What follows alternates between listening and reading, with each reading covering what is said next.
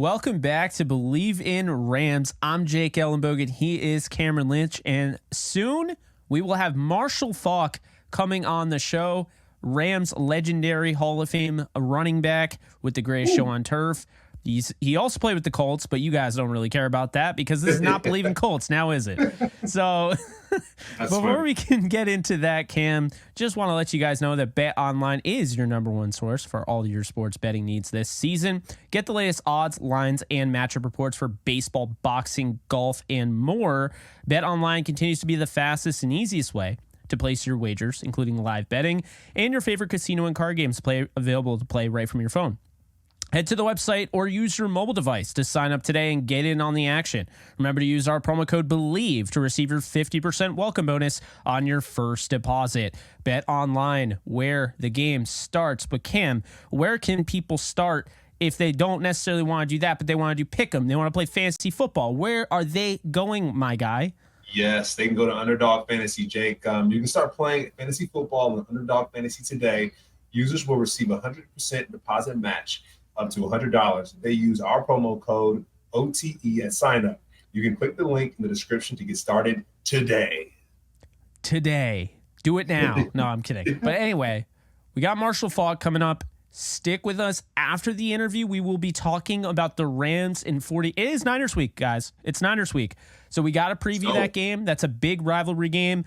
So without further ado, here is Marshall Faulk. All right, guys, welcome back. Believe in Rams. We're joined by the legendary running back, Marshall Faulk. How you doing, Marshall? Doing good. How you guys doing, man? We're good. We're happy to talk with you, man. Right on. All right, so I think a lot of Rams fans want to know, what have you been up to lately? Oh, man, just enjoying life, enjoying the retired life, raising kids and trying to be the best father and just trying to keep up with football. I mean, there's so many, it's like the further you get out, there's so many new names, new guys, so much turnover on teams as we're seeing with the Rams. And you got to, with fantasy football, you find yourself in like 3 to 4 leagues. You're like, oh my God, I didn't know that guy played for this team. Yeah. It is literally, it happened to me the other night. I'm watching. I didn't know Leonard Floyd went to Buffalo. I was like, man, I didn't even know that. Like that one got me. I didn't even know.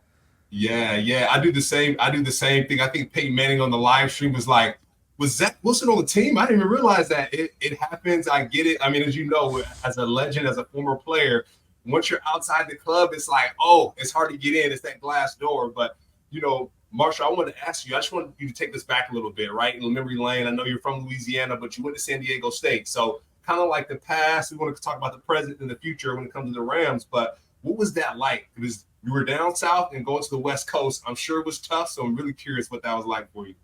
It was literally a culture shock.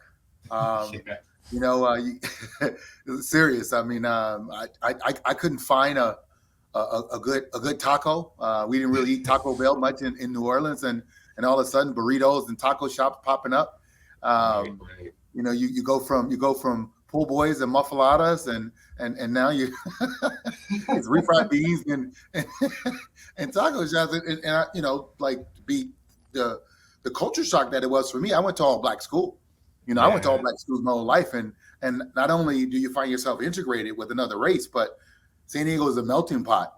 There's everything there. There's all kinds of culture, and it was different. It was different, and it took me, it took some months. But the one thing that was good was where football is in the locker room. Race, religion, and all of that stuff. All of that is just out the door. Yeah. We're on one team, and none of that matters. And sports has a way of connecting us. And it literally gave me those adjustment moments that helped me adjust in class, that helped me adjust on campus. That's really nice. Yeah, thanks for sharing that. And then I know, too, when you first got drafted, went to the Colts and then the Rams, what was that like? So you're going from Louisiana to San Diego and then Indiana and then St. Louis. Like, what was that like for you? Another culture shock because growing up in New Orleans, living in San Diego, you didn't experience winter. And I never lived in the middle of the world. I'm living, and all of a sudden this siren goes off. I'm like, what is that? Oh, that's for tornadoes. I'm like, I look, man, I'm not ready for this. I knew hurricanes. I learned about earthquakes, but now we got tornadoes. What's up with this? So you find the littlest things, man. It's I'd never been to a car race. I saw cars racing on the street. To go in and watch all these masses of people pile up in a stadium to watch these cars do laps, 200 freaking laps. I'm like, are you kidding me? After 10 laps, I'm bored. I'm like, right. Where's the fun in this? Yeah, that's funny. Just culture, man. All the culture things. It just, it's surprising. Oh, man. Well, speaking of culture, Sean McVay completely changed the culture of this Rams team. And, it's been a blessing, obviously. Any Rams fan would say that. But we recently found out, I know people knew this, but we recently found out with the Pivot podcast, you were the last interview meeting with Sean McVay. So I want to ask you about how that went, first off. And the second thing, did you foresee any of this happening early on with Sean McVay and the career that he would have? And he's still the youngest head coach after all. Yeah, great question. And here's just my respect and appreciation for Stan Kroenke. Stan was like, look, we have some coaches. There's one guy I want you to meet. I want you to really tell me what do you think? What do you think of this guy? And we like him, but we're not 100% sure yet. And so I sat down. I actually flew up and we had dinner, and everybody left the table, and Sean and we was there, and we were just talking ball. And in the sense of not just strategy, but what does it mean to a coach? What does it mean to a player? And for somebody who hadn't played in the NFL, his outlook on it was amazing. Now, the X's and O's, and listen to him talk about the dynamics of from year to year, decade to decade, how the game changed. And I know he wasn't around the game that long, but being a historian of the game is a guy, he goes back and he looks at film and he watches stuff. And listening to him talk about what he saw us do with Mike Martz and all of that. I remember I told Stan, I said, Stan, I'm going to be honest with you. Today, as a head coach, he's not ready. I said, but by the time he is ready, he's not going to be there for you. And that was literally the day that he became the Rams head coach, there was some learning that he had to do before he became Sean McVay, the Super Bowl winning head coach. And he knew that. And I told him, I said, this guy is going to be somebody to be dealt with. And not only that, when you look at the guys who have coached underneath him, how quickly he's building a tree. And guys, that is the testament to what you do. And they're not flashes in the pans. I'm talking jobs, they're sticking. You look at Green Bay, you look at Cincinnati, and you look at what's going on in Minnesota. Yeah, the Chargers. It's guys that they're just not they come 1 year, 2 year. And I'm not naming names of other coaches. They've gotten guys jobs, but didn't go well. He's teaching them how to run an organization, how to lead men. And we're different men when you talk about it's one thing to coach boys in college and lead them. It's another thing to lead men who make more money than you. All right. That's a good point there. And I want to get your thoughts on this, because it's as soon as Todd Gurley called, he came out in 2016. He plays running back for the Rams at the time, and this organization's he's had Eric Dickerson, Dan Towler. So many great running backs. And so Todd, coming off his rookie year, has a down year, and he calls it a high school offense. Well, I remember seeing a headline where it was Sean McVay took Todd Gurley in a Jeff Fisher offense as if he was going to be Eddie George, and Sean McVay wanted to turn him into Marshall Faulk.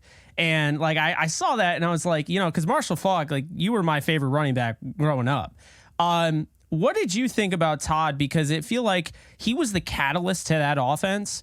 And I feel honestly, when I'm watching him, I'm clearly Sean McVay saw a lot of Marshall Faulk, when he was growing up. Yeah, and listen, Sean wasn't asking him to beat me physically, and Sean wasn't asking him to do anything physically like I did. What Sean wanted was mentally for him to be in a space to understand what type of player he was going to need to be the catalyst in this offense and how they were building it. Because they didn't have the components on the outside.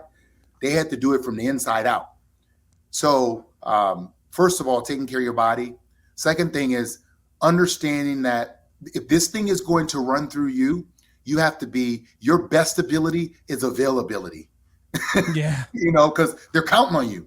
And it's huge. So mentally, Todd had to get in the frame of, because Todd split time in college. Being a bell guy and being a guy is a whole nother thing. When you're the engine, hey, when the engine goes on the sideline, the damn car don't move. All right.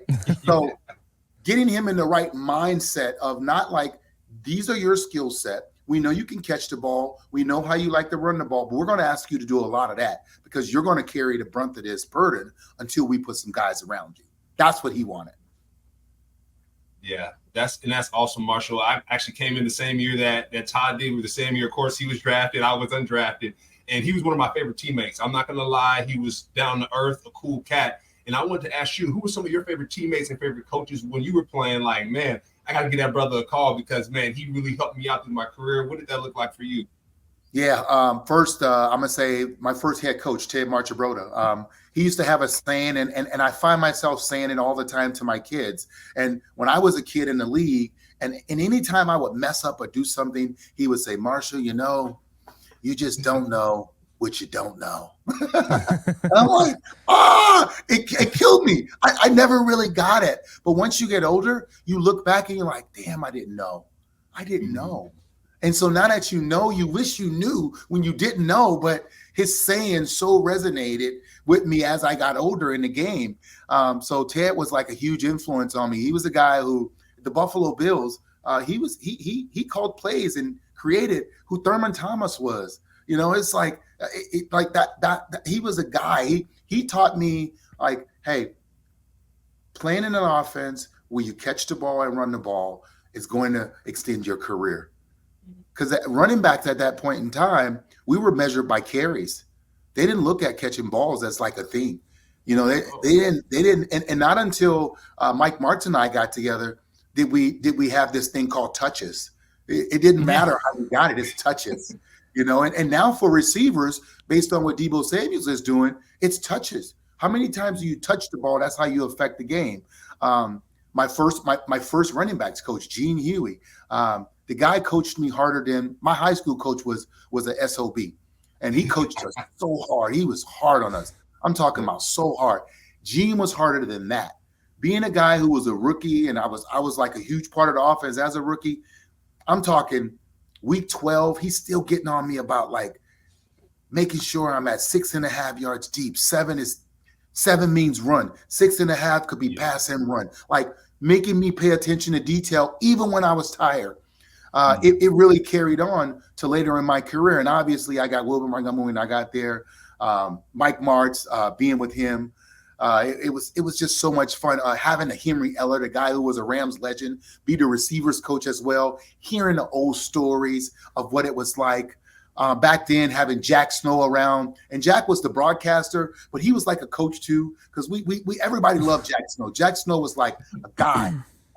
Talking offensive line with a Jim Hanifan, legendary guy who helped build the Hogs, talking blocking scheme, learning calls of the offensive linemen and how they were blocking, and being able to talk the jargon with an actual offensive line coach and understanding how patient I needed to be for the offensive line, giving them a chance to make their blocks. Just so many guys, man. So many guys. No, that's awesome. And speaking of so many guys, it feels like there's so many guys in this Rams running back room that could do something. You got Cam Akers, you got Kyron Williams, Ronnie Rivers had a great preseason, and Zach Evans for the future. What are your thoughts on this Rams running back room right now? Here's what I'm gonna say this, and I was never a guy who was big on sharing the backfield. I hated it. I wanted to play whole games. I wanted all the damn touches. That was that.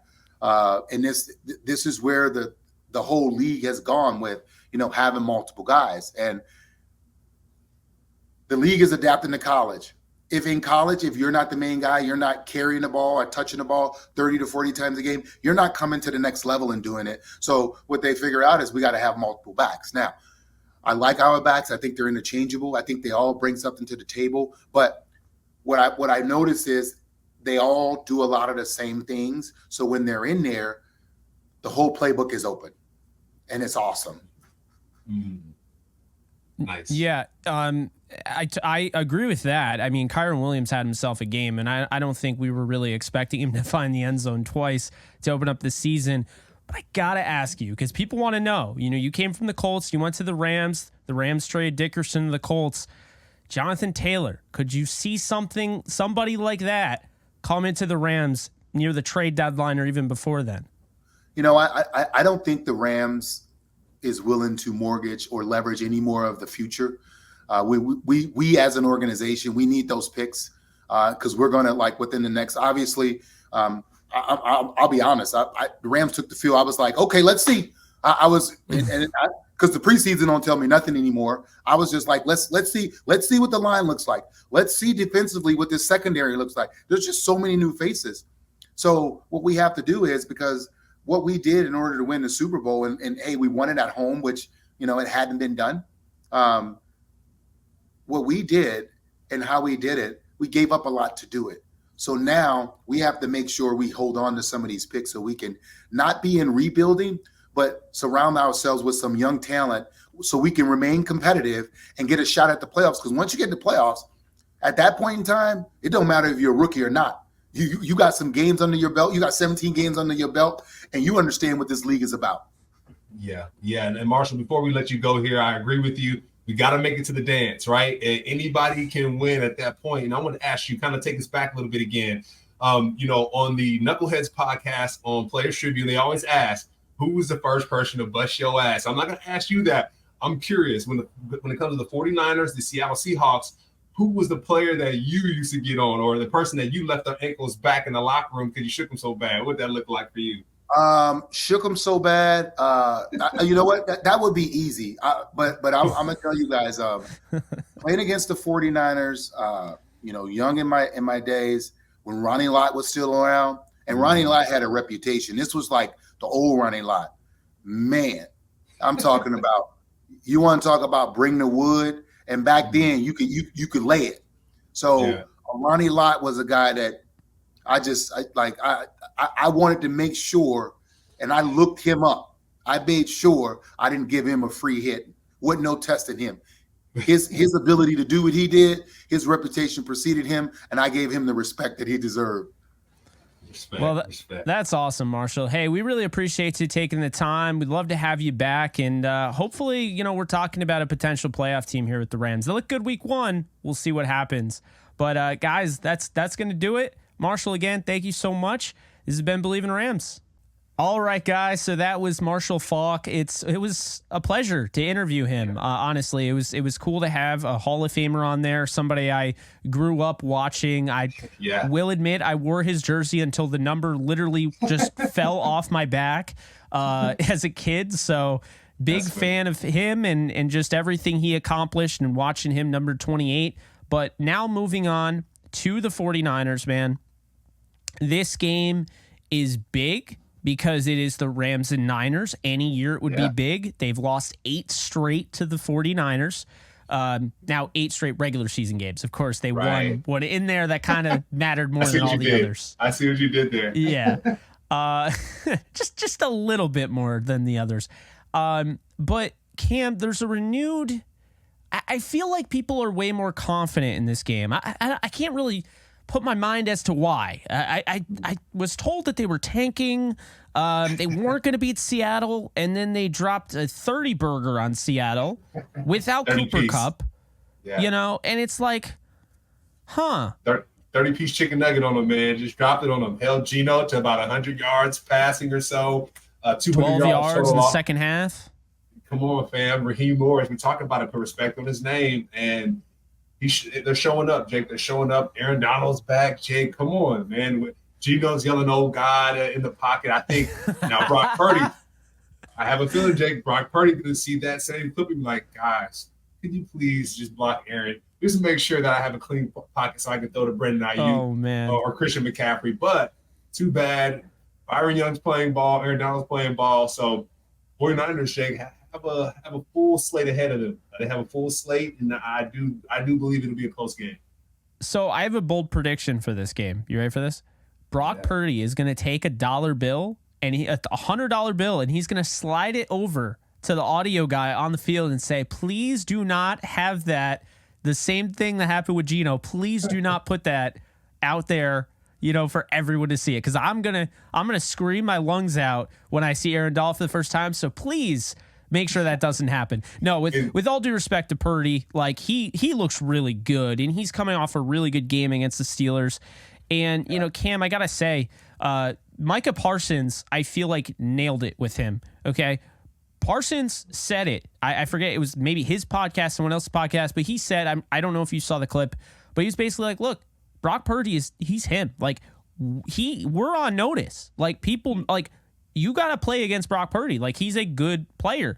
However, the one thing that I have yet to see from Brock Purdy is playing through adversity, because this team's always leading. So this is an opportunity here to find out about Brock Purdy, to put him through the ringer, because everyone talks about the Rams had never seen Brock Purdy before. Brock Purdy's never seen the Rams before. Brock Purdy's never seen AD before, okay? Brock Purdy saw the Big 12, and he's played 7 games in the NFL as a starter. He has not seen Aaron Donald.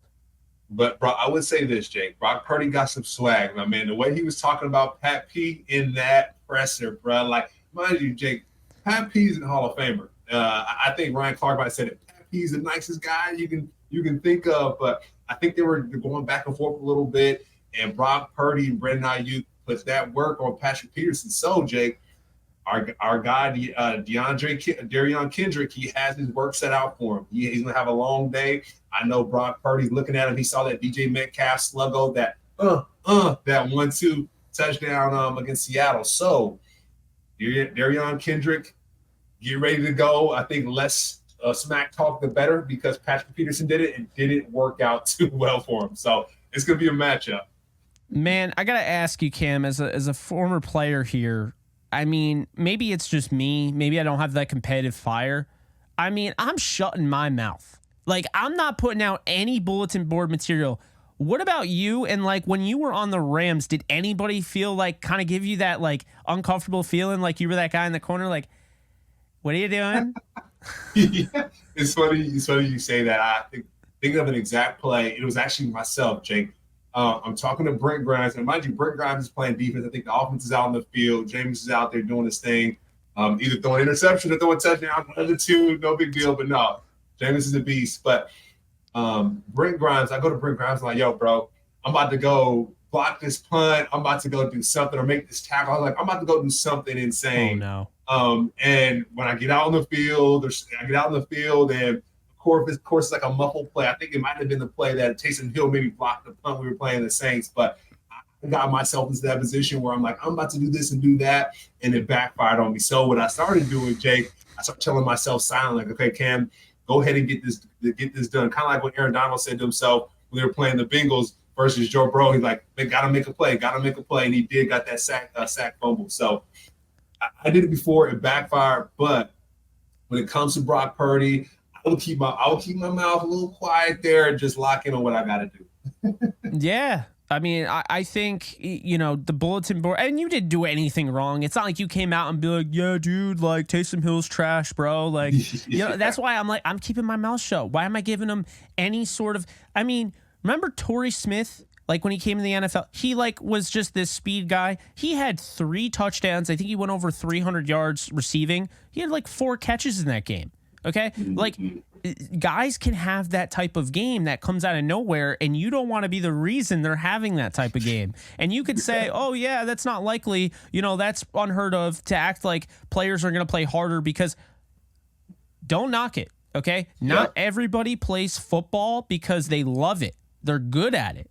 So if you have those guys that don't have that passion, and then all of a sudden you go after, say like Jalen was going after people's like No, I think it was Janoris Jenkins was like going after people's like moms and stuff and saying like, yeah, like this and that. Like now all of a sudden you're talking to players who, I'm not saying everybody's like this, but Cam, I know you can mention, not by name, but I know you know a few people that played football because they were good at it, but not because they loved it. And it's like, you don't want to get that passion in them. Because like, if that guy's like, I'm going to work, I'm going to collect my paycheck, I might have a good game, I might have a bad game, doesn't matter, I'm getting paid. And then you say something about his mom, he's coming at you now. You've woken up the bear. Jake, it's hilarious you say that because some guys make it up. Jake, some guys make it up that their opponent, the person across from them, is talking about their mom crazy or X, Y, and Z. They make this stuff up. And I'm not going to lie, sometimes I would make some stuff up. Like, okay, I got to be in this character. It's funny because Brian Dawkins used to do it, right? He had like his Wolverine character. So I had to make up this alternative character when I stepped on that football field. So you're right, Jake. Those haters can fuel you, and you got to be careful who you're hating on when it comes to the game of football.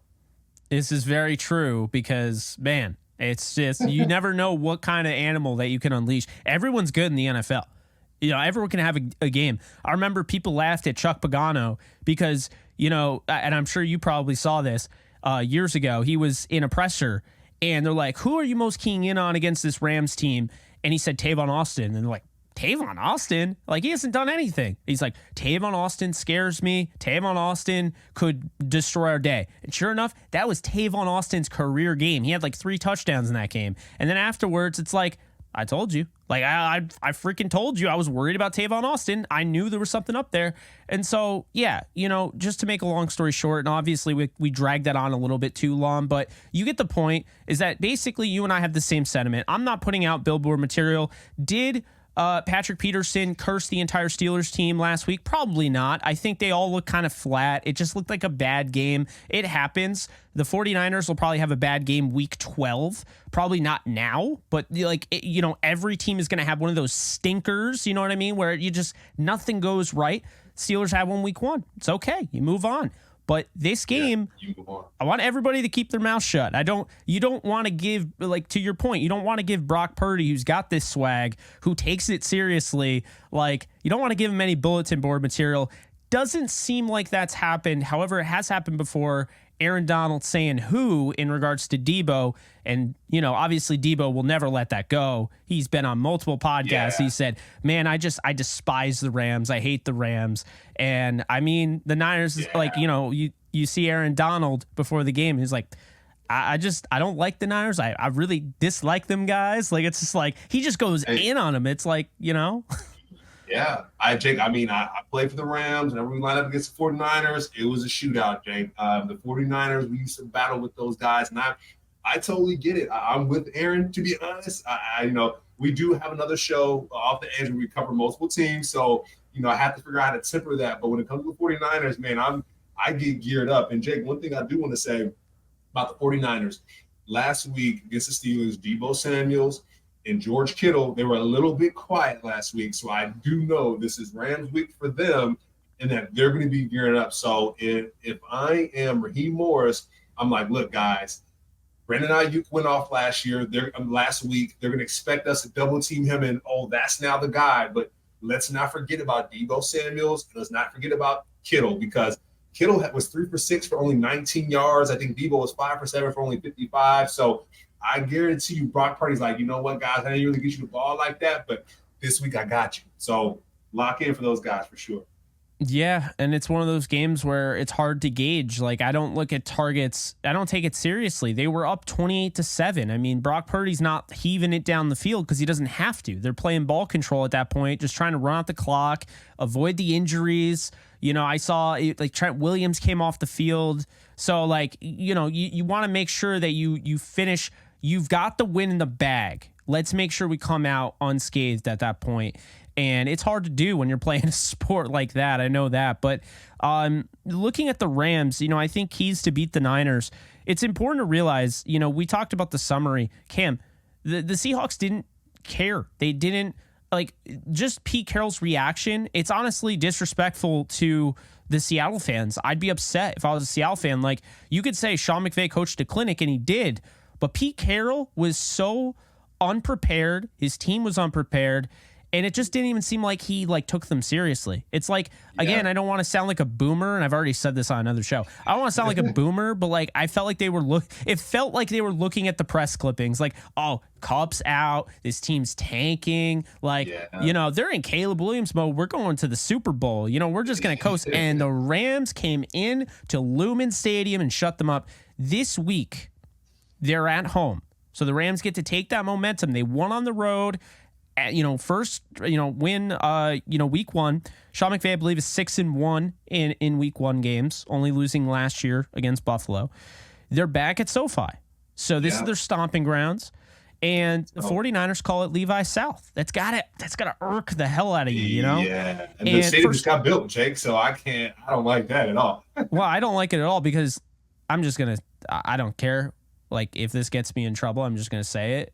Levi Stadium is the most generic stadium ever. Okay. Oh. Like I don't care. Like, SoFi is a world-class stadium. Don't you ever compare Levi in any sense to SoFi Stadium. Levi South, like, to me, calling it that, like, Levi Stadium is like, if Dean Spanos had to like come up with a stadium plan, that's what he would do because he doesn't have the money to be an owner in this league. So that's where we're at right there, right? So, yes, and so to be fair, SoFi does look like it's a ship in Star Wars. So if folks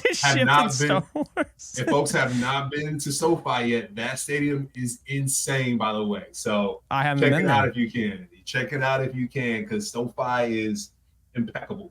Well, hopefully I'll be there with you next time. There you go. But yeah, sorry, sticking to the actual game here, because like we've just been going. We're getting in. I mean, this is the rivalry, man. This is 49ers and Rams, so it gets a little hot and spicy. It does. Well, so Seattle, their game was essentially last week. We talked about it. We're not going to let the Rams throw the ball. They didn't buy into the Rams passing attack without Cooper Kupp. They sadly were mistaken. And they did stop the run, because they sold out to stop the run. The 49ers, it's hard to run against regardless if they're going to sell out and load the box or not. They're just really good all over the place. And while Brock Purdy can get everything over the middle, it seems like, and he can connect with a Debo, a quick slant over the middle, or an Ayuk or a Kittle, you can't do that against the 49ers because they got the nastiest linebacker tandem right now, athleticism and just tenacity and physicality in range in Fred Warner and, of course, Dre Greenlaw. And so, I think that kind of limits what the Rams can do with somebody like Tyler Higbee and Puka Nacua. I think they might have to get creative.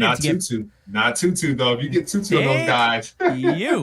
Exactly. The key to this game is Tutu Atwell. If you remember in the NFC title game, they tried to, connect deep with Odell Beckham Jr.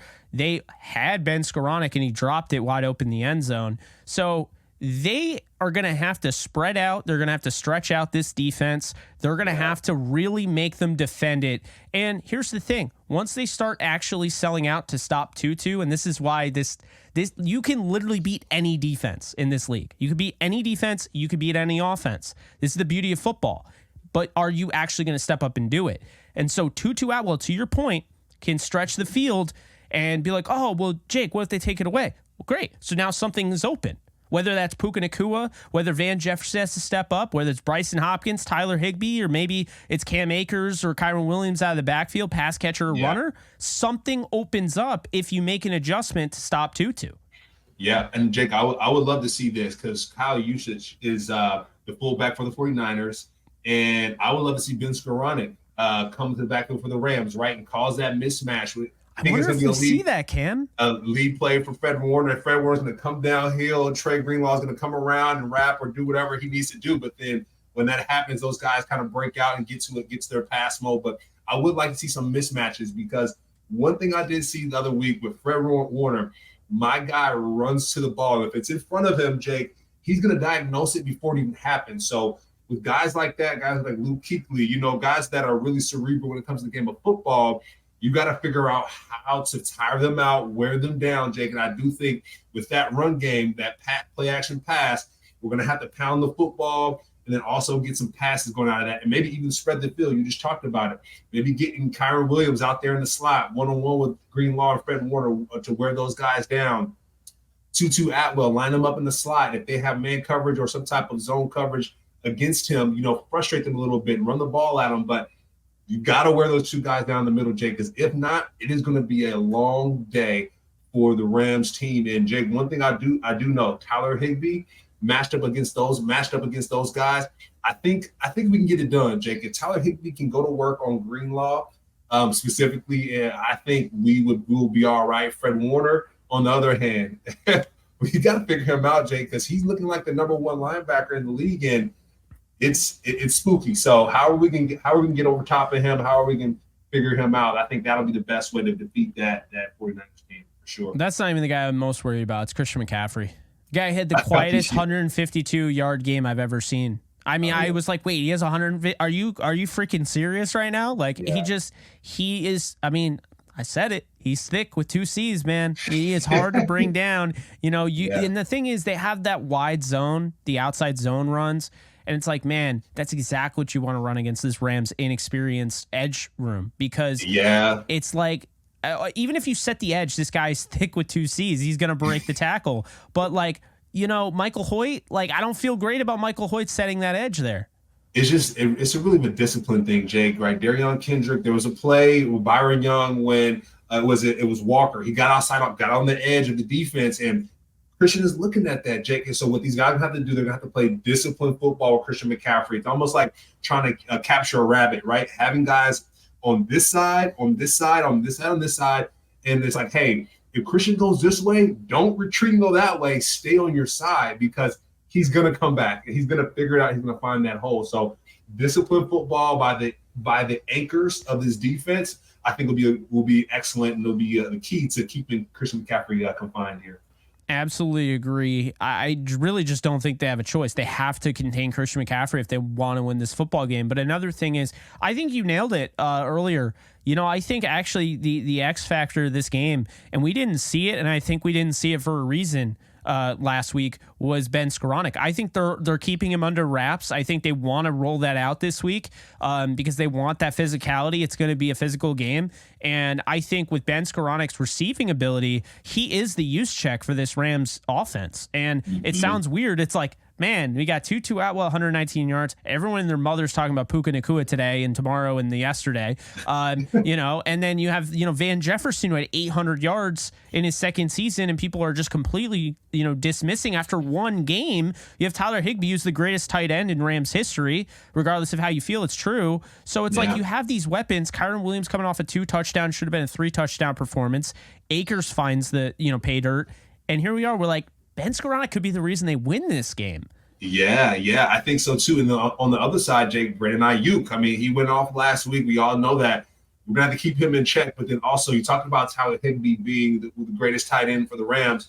Kittle, like I'm saying, Jake, I'm saying over and over again, but our guys from the Rams are going to have to lock him down. Him and Christian McCaffrey, Jake, all week. And hopefully the Rams also think about a spy as well, a lot more nickel defense, and seeing what that looks like, because we're going to have to spy Christian McCaffrey. We're going to have to keep an eye out for Deebo Samuels, maybe even Brandon Ayuk. So maybe taking one guy off that line of scrimmage and adding an extra defender to cover in space is going to be a bit important. And I don't know if Christian Roseboom is going to be enough for this defense. Like, they might have to play Quentin Lake exclusively at linebacker this week to add some more athleticism. I like Roseboom. He's not fast enough, against this defense. And another thing I'm going to say here is he didn't play last week, and people raised eyebrows. But John Johnson, man, John Johnson III, I'm putting him on George Kittle in the good old days where he challenged Kittle, and then when he was gone, who was challenging George Kittle after when he left? I mean, to be fair, Jordan Fuller, broke his leg or broke his ankle right before the playoff game. So they didn't have him against Kittle in the playoff game. But, I feel like Russ Yeast could have an opportunity, but I feel like the best matchup is probably John Johnson. He's gonna have to play in the box. He's gonna have to play in the box, Jake. Little extra squats this week. He's gonna have to defend the run. That's the only thing. Which makes me wonder. It makes me go back to Skoranek didn't get a ton of snaps. John Johnson got no snaps on the defense. Chestnut checkers, Cam. Maybe. Ready for this? the Seattle Seahawks didn't take the Rams seriously, but maybe the Rams took Seattle seriously enough, but was like, you know what? I don't think we need to use John Johnson. We're going to beat them. We don't need to use John Johnson. We don't need to use Ben Skoranek at the fullback. We don't want to put any of that tape out there. Let them watch tape last year. You know, we don't want to give them any idea. Yeah, we got the big dogs on campus coming up, so we got to save all of our stuff for them because we remember what they did to us last year and whatnot. These past couple games. So, Jake, I'm getting more excited. Actually, now that you brought that up, I'm getting more excited. How about that? I'm looking forward to this matchup. You did that. That was on you. You were the one that like sparked, because then my gears started turning when you brought up Skoranek, and I was like, wait a minute, John Johnson. Like, you ever see those TikToks with like the Incredibles, like the sinister music in the background? That's how I felt. It's like those gears were turning. I got the sinister music going on. I'm like, oh my God, I figured it out. Yeah, man. It's gonna be a great week, and also too, Jake, I'm looking forward to on special teams. The Rams, another key to victory is special teams. The Rams are gonna have to show up and show out. Had a blocked field goal last week. And that wasn't the move, Jake. You can't have that week one. So now every team, they're going to lick their chops, right? The 49ers are like, look, guys, anytime the field goal unit comes out or extra point unit comes out, we're going to get a block this week. So they're going to have to tighten up there, and we're going to have to see our guys show up, right? Kyron Williams is returning some of those punts, kickoff returns. So hopefully he can find some explosiveness there. But special teams have to show up this week as well.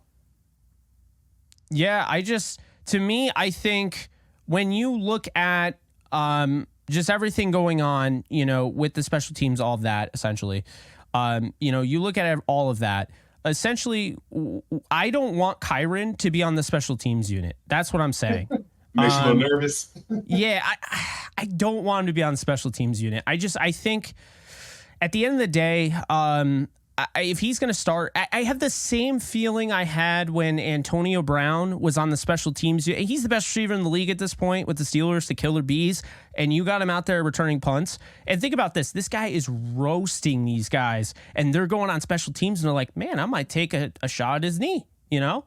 It's an extra, but to be fair, Jake, it's an extra offensive play, right? So when you have the best player on your team, like a Tyreek Hill, I think Jalen Ramsey was talking mess about Tyreek Hill when he first came in. Oh, he's just a returner, X, Y, and Z. But that strikes fear in people's heart, Jake. Like Deshaun Jackson was playing for the Buccaneers. We would put Deshaun Jackson back there and be like, hey, we need a win, or we need a touchdown, or we need something. Put Deshaun back there. So it's like a dangerous factor. So to be honest, if the Rams put Tutu Atwell back there, Jake, people are gonna be like, oh snap. On the punt team, they're gonna be like, hey, you go here, I go here, and don't move. Same thing with Christian McCaffrey. When you got somebody dangerous back there on punt, you're like, hey, you hold your ground, hold your anchor, because if you come this way, that guy's going to start over here and then find that hole that you left. So I see what you're saying, but then also it kind of strikes fear in people's hearts a little bit. So, it's a fine balance. Absolutely. Well, with that said, we're going to wrap it up here. What's your final score? Do you have a final score prediction, Cam?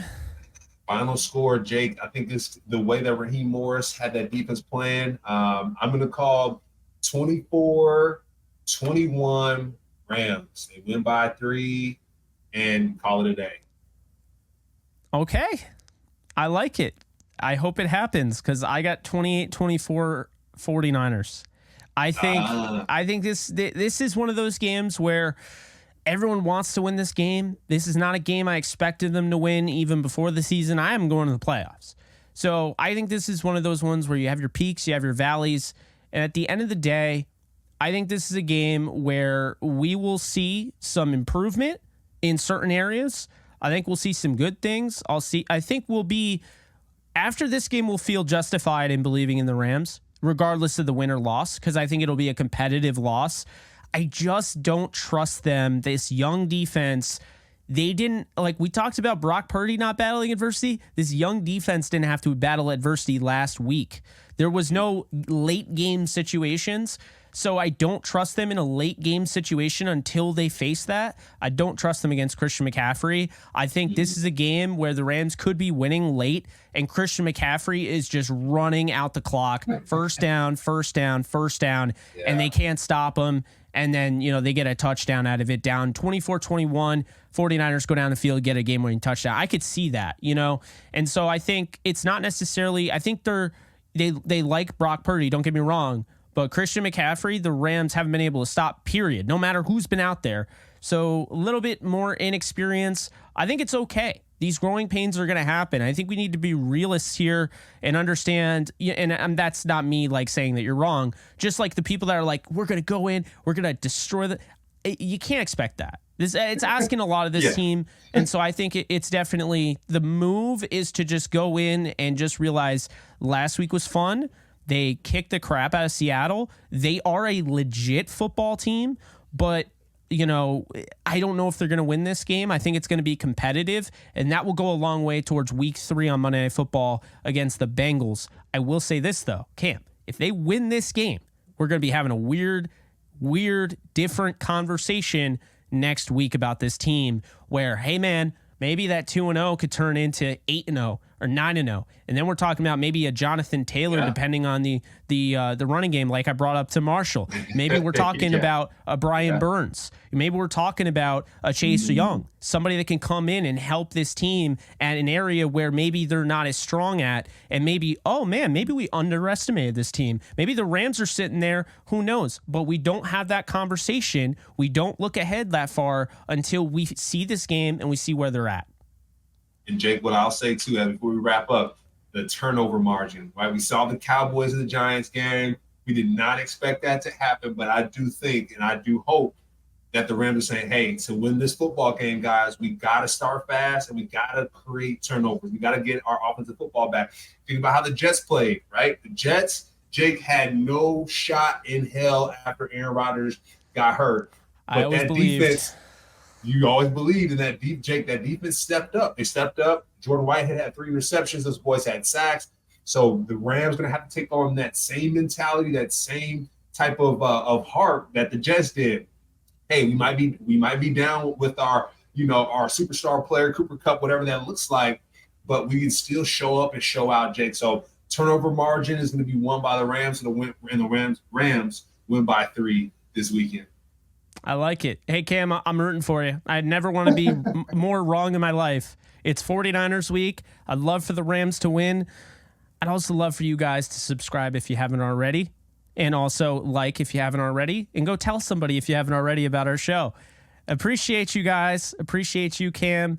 Always a pleasure. Appreciate Marshall Faulk for coming on. It's been a fun show, and man, we're hoping for the best this week. This is going to be this. I'm not going to say it's going to be an exciting game because we don't know what game it's going to be with the 49ers. You can never know until it happens. But I'll tell you, if the offensive line stays healthy and they're able to give Stafford and keep his jersey clean, whether that's blue or white, or hell, they break out a black or yellow one, I don't care. I want it to be no scuff marks, clean, and I want the W. But we'll see, man. We'll see. Yeah. Man, we appreciate you guys. Be sure to like, subscribe, comment, rate, review, depending on wherever you're consuming this content. And we will find out Sunday what the fate, of this team and the 49ers moving into week 3. Until next time, guys, I'm Jake Ellenbogen. He's Cameron Lynch. Take it easy. Later, folks.